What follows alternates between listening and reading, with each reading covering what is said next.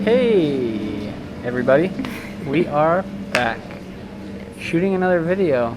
Let me tell you, this is gonna be a good one.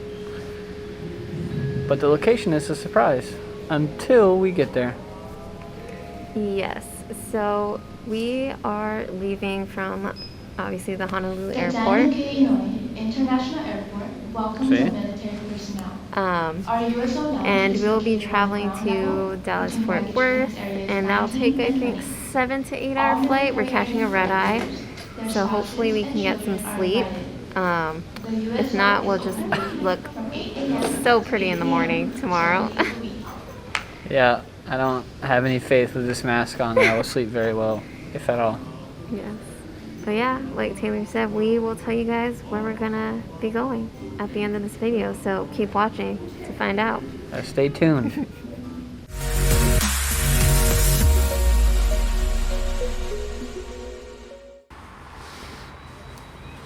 Alright guys, welcome back. We officially made it to our destination. I don't know if you can tell by my voice and how we look. We had a very long journey to get here. Like we said before, we did a red eye from Honolulu to Dallas Fort Worth, and that was about a 7 to 8 hour trip. And of course on planes it's really hard to get a good night's rest. There's also a baby that was crying every once in a while. Entire flight. Not the entire flight, but I'd give him like 70%. It was quite often, but it was nice because you got in-flight entertainment, then you can watch movies, kind of drown other people out. New James Bond is good, by the way. Watched it. So, yeah, we were on that flight for 8 hours. What else? We did get food on that flight, which was really nice. We were really hungry. Hungry again now. Yeah, I think that was like our last meal. Per se, we had snacks coming here, but that was pretty much it. That's what we've been doing the whole time, just snacking. And then we went from Dallas Fort Worth to where we are right now. And if you stuck around, it's the big reveal. Costa Rica. That was cheesy. Anyways, but yes, we are here in Costa Rica. Taylor's gonna talk about the flight here as well as. Pretty much right when you get off the flight, wherever you're coming from, they funnel you. It could obviously be from different directions, but funnel you right into customs. So you don't really get like a chance to, because for us, we're traveling with some friends, and they were coming in later than us, so we were kind of like deciding, oh, what do we want to do? Do you want to wait for them? Because it was only going to be an hour before they had delays, and then it being more than that. But they pretty much just shuttle you right in, and some things you have to do beforehand, at least when coming to Costa Rica, is there's like this health screener, which is becoming pretty common. Like Hawaii has it, and I'm sure Costa Rica is not the only country that has it. You kind of fill out, you know, if you have any COVID symptoms, vaccination status, and if you've, I guess, not been vaccinated, you have to do like travel insurance or something along those lines. And then, so they initially scan to make sure you have done that form through the Costa Rica state or country's health website, which they just give you a QR code. And then we'll link it down below too. This is as of February 2022, so yeah, if you guys are watching this in the future, you might not even need to do this. Might not even apply. And after you go through this line to make sure you have the QR code, that's when they go take you right into customs, which feels a lot like Disneyland because there's like a lot of switchback, that kind of ribbon line, you know what I'm talking about. Anyways, it took us like 45 minutes to get through there because there's a lot of people. I don't know if it was just the time we got in or whatnot, but it took us about 45 minutes. But then once we got up to the counter, of course, it was like a less than 2 minute, probably like a minute and a half of like, hey, what do you do? Show me your passport. Show me your that QR code that they checked before. Show me that. And they actually make you scan it again. And then ask about your occupation and where you're staying, and they send you on your way. Yeah, and when you're leaving. So basic custom. So yeah, we kind of just jumped right into it. Didn't really expect it. We were hoping because our other friends, one of them is fluent in Spanish. You know, obviously you feel always a lot more comfortable when you have one person that's fluent in the native language, whatever country you're in. But we don't have that, and haven't really driven an international country ever. But check that off the bucket list today because we went right to the rental car, got that taken care of, and then I guess again their flights got delayed, as we said, more than expected. So we just started driving around San Jose we took Kill a time. loop because there's tolls, but Yeah. we're now at Walmart. Yeah. As you can tell, we're super tired and hungry. So Yeah. But other than that, it's a big reveal. We're here in Costa Rica. We did it. We're here. First international trip in like 2-3 years. Yeah. So pretty big deal. But Stay tuned. We'll see you in a little bit. We're gonna do some shopping. yes.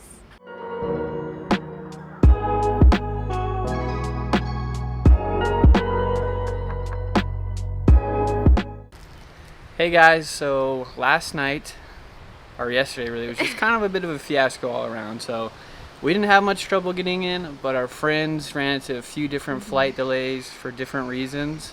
And so we got delayed about like 4 to 5 hours.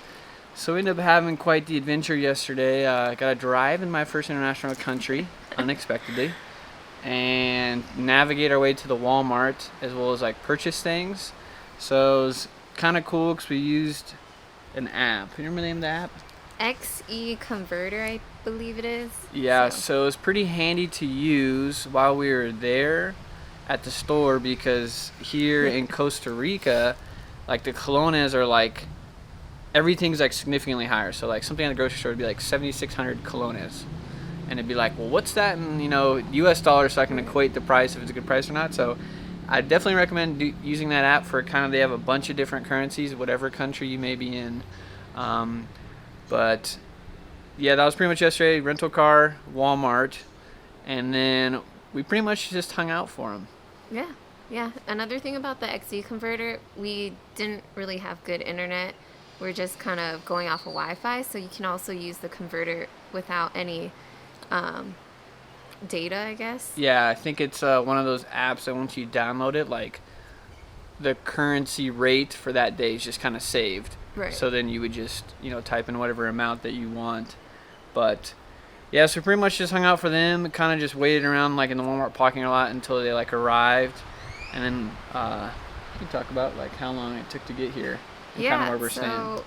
We are in Monteverde today, which is known for their cloud forest, and it took us from San Juan or wherever the airport is until here to here. It took about, sorry, might need a little more coffee. It took about 2.5 hours, and of course, like it took that long just because there's a lot of like winding roads, and like some of the roads aren't paved as well, so it was definitely a little rough in some areas, but we do have a 4-wheel drive car, which is nice. Yep. If you can see it back there, but we had to get here. It was 2.5 hours. Got here around like 10:30. Everything was dark. We were able to check in pretty smoothly. One thing forgot to say. So the rental car, as we pointed out, through Sixt. So we went through Sixt. SIXT is the name of the rental car company. Definitely recommend going through them. The lady was really nice at the rental car, I guess, service station. When you're at the airport, just ask somebody where the Sixt is, because it's not like kind of how it is in the States where it's like very obvious where the shuttles come. It's kind of just like a hodgepodge of people asking if you want a taxi ride. Yeah. But yeah, so definitely recommend going through Sixt. But yeah, we're gonna be showing you guys like our Air BnB. Yeah. But yeah, Stay tuned. we made it, guys.